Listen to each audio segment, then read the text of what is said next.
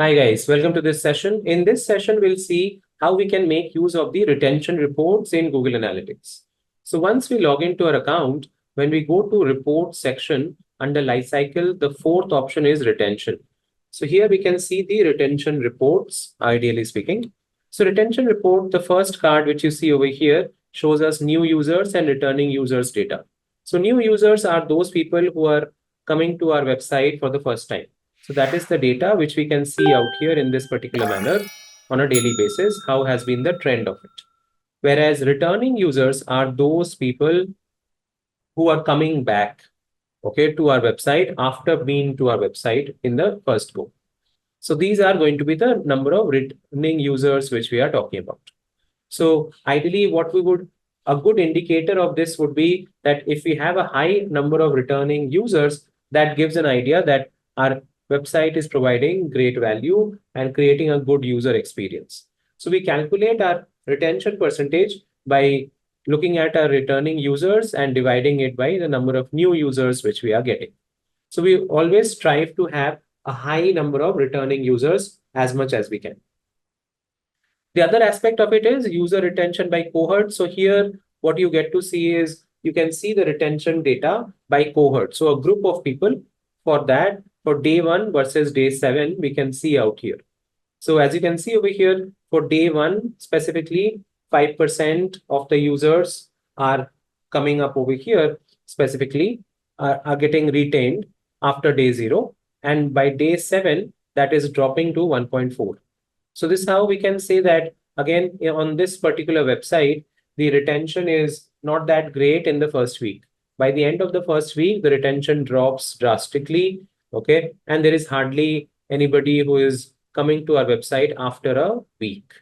So this is a group level data which we get to see.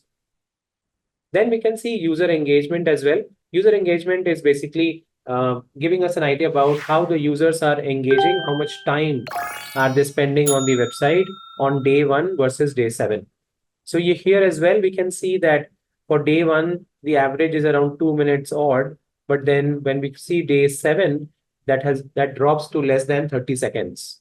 So this again gives the same indicator that chances are that by the time it's a week, people don't visit our website or spend very less time on the website. In addition to this, there are some spikes, as you can notice over here, which we get to see. These can possibly happen through various marketing channels. It can be because of a email marketing which might have been done, which leads to such spike and surge in users coming to our website on a specific day. Also, you can see now the user retention over here, which is on day 0, there were 100% users coming to the website.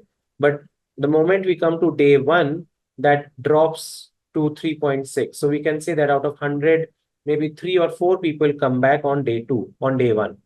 And that number further reduces as we move forward.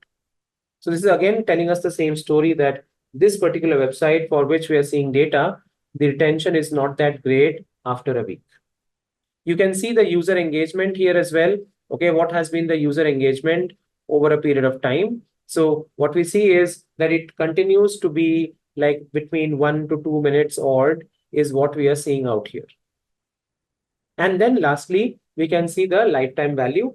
Lifetime value is what kind of value the users are able to provide throughout their lifetime on the website. So now we can see that information as well in this particular manner.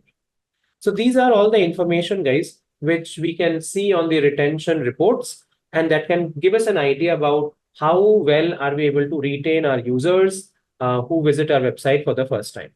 I hope this makes sense. You understand now how retention reports work.